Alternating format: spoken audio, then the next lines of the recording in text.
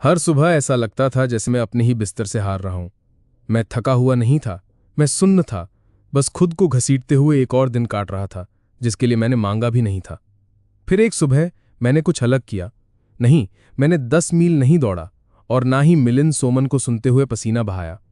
मैंने एक ऐसी मॉर्निंग रूटीन बनाई जिसने सच में मुझे सुबह उठने का मन करा दिया। उसने एक स्विच फ्लिप कर दिया, ऑटो पायलट से फुली अलाइव तक। ज्यादा क्लैरिटी, ज्यादा फोकस, काफी कम डूम स्क्रोलिंग। आओ मैं आपको बिल्कुल बताता हूं मैंने क्या किया, ताकि आप भी इसे चुरा सकें, थोड़ा ट्वीक कर सकें और अपनी सुबह बदल सकें। स्टेप 1, जल्दी उठना, वेक अप अर्ली। दुनिया आपको परेशान करने से पहले उठ जाओ। सबसे पहले जैसे ही मैं आंख खोलता हूं, मैं भगवान का आभार करता हूं कि मुझे एक और दिन देखने का मौका मिला। हर किसी को यह अवसर नहीं मिलता, तो इसे हल्के में नहीं लेना चाहिए। सच बोले तो ज्यादातर लोग उठते ही फोन पकड़ते हैं और स्क्रॉल करना शुरू कर देते हैं।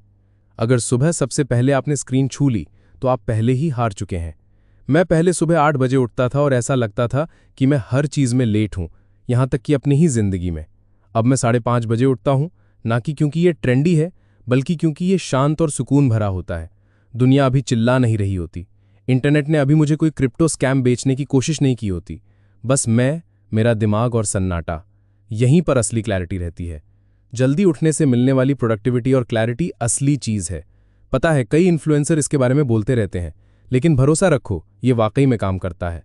प्रो टिप, अपना फोन दूसरे कमरे में रखो और एक असली अलार्म क्लॉक लो।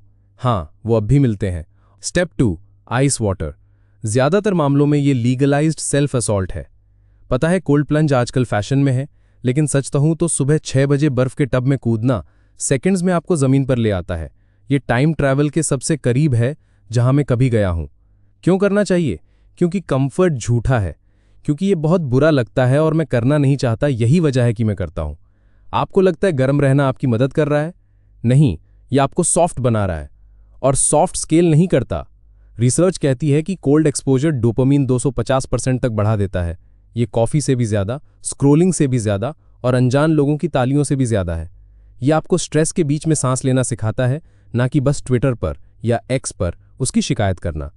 ठंड आपको उतनी जल्दी जगा देती है जितना रात 2 बजे आया ब्रेकअप मैसेज। इसे करो, नफरत करो और बाद में मेरा शुक्रिया अदा करना।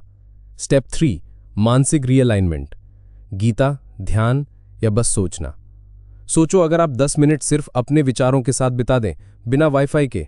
हाँ पता है, ये रेडिकल है, मतलब सच में एयरप्लेन मोड।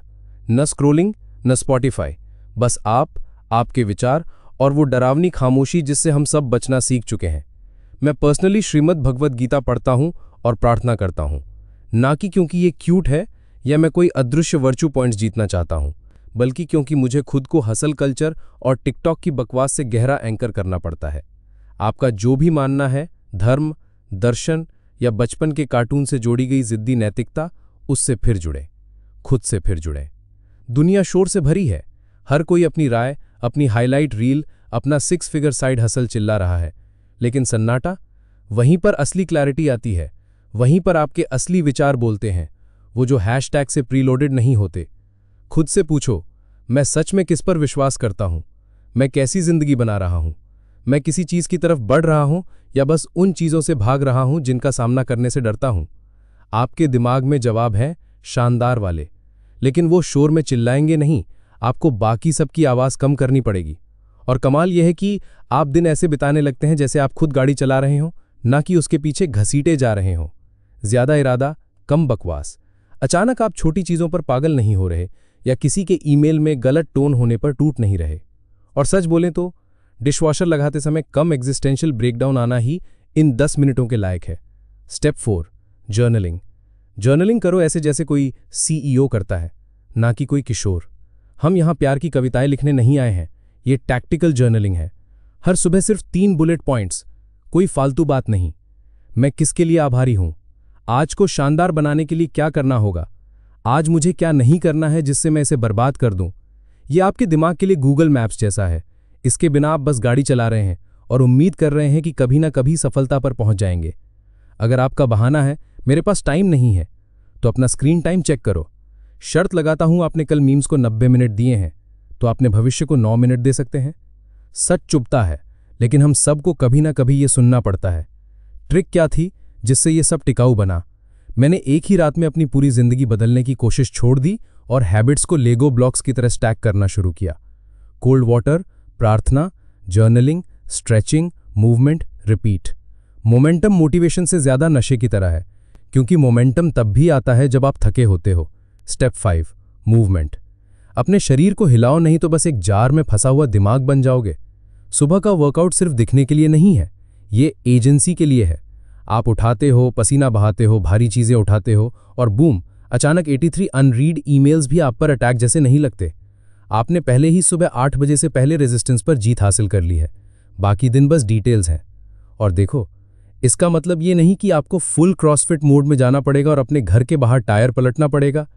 एक 10 मिनट की वॉक डबल स्पीड पर पॉडकास्ट सुनते हुए एक गेम चेंजर है। क्यों? क्योंकि मोशन इमोशन बनाता है। आपकी फिजियोलॉजी आपकी साइकोलॉजी को शेप करती है। खून बहने लगता है और अचानक आप कोई सुस्त ग्रिमलिन नहीं होते जो कैफीन और धोखे के भरोसे टू डू लिस्ट पूरी करने की कोशिश कर रहा है। आप एक यूनिट हो, फोकस्ड, मोबाइल, नेचर की फोर्स, जिसने दुनिया के जागने से पहले जानबूझकर कुछ मुश्किल किया है। आपका शरीर वो पहला बिजनेस है जिसे आप चलाते हैं। अगर आपकी एनर्जी गड़बड़ है तो बाकी सब पीछे पीछे गड़बड़ हो जाएगा। आपका काम, आपके रिश्ते, आपका मूड, यहां तक कि उन लोगों को झेलने की ताकत जो बहुत जोर से चबाते हैं। अगर आप अपनी एनर्जी को मैनेज नहीं करते तो आपकी एनर्जी आपको मैनेज करेगी, सीधे आपको नेटफ्लिक्स और टालमटोल की मुलायम मोहक बाहों में भेजते हुए। बॉटम लाइन, सुबह अपने शरीर पर काम करो, आयरने के लिए नहीं, दिमाग के लिए, फोकस के लिए, उस प्राइमल एहसास के लिए कि मैं वो इंसान हूं जो अपने लिए खड़ा होता है। मैं पर्सनली सॉलिड स्ट्रेंथ ट्रेनिंग से शुरू करता हूं, फिर 20 मिनट की इंक्लाइन वॉक करता हूं। 15% इंक्लाइन पर वॉक करते हुए जब मोटिवेशनल स्पीकर आपके हर एक बहाने की धज्जियां उड़ा रहे हों, इससे अच्छा कुछ नहीं लगता। आप दिन की शुरुआत ग्राउंडेड, पावरफुल, पहले से ही मोशन में करते हैं और ये मोमेंटम टिकता है, क्योंकि जब आपका शरीर सेट हो जाता है तो आपका दिमाग क्या मैं ये कर सकता हूं से चलो शुरू करते हैं पर चला जाता है। स्टेप 6, बनाना स्किन केयर। हाँ, सच में केले का छिलका मेरे चेहरे पर। वर्कआउट के बाद पसीने से भरे शरीर के साथ मैं जल्दी से शावर लेता हूं और सुनो, मुझे पता है ये ऐसे लगता है जैसे कोई अजीब अंडरग्राउंड स्किन केयर कल्ट शुरू हो रहा हो, लेकिन बात सुनो, केले का छिलका एक्चुअल में स्किन केयर गोल्ड है।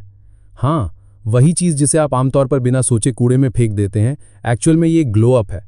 एंटीऑक्सीडेंट, पोटेशियम, नेचुरल हाइड्रेशन, ये बेसिकली होल फूड्स वाला बोटॉक्स है, बिना 7,000 रुपए के प्राइस टैग के और बिना कैशियर की जजमेंटल नजरों के। मुझे ये आइडिया आयुष्मान खुराना से मिला था, लेकिन मैंने सच में इसे टेस्ट किया और मानो या ना मानो, ये सच में स्लैप करता है। बस छिलके को अपने चेहरे पर रगड़ो, 10 मिनट बैठकर अपनी जिंदगी के चुनावों पर विचार करो, फिर धो लो। साइंस पार्ट, केले के छिलके में विटामिन सी और ई होते हैं जो नेचुरल ब्राइटनर्स और स्किन रिपेयर के MVP हैं।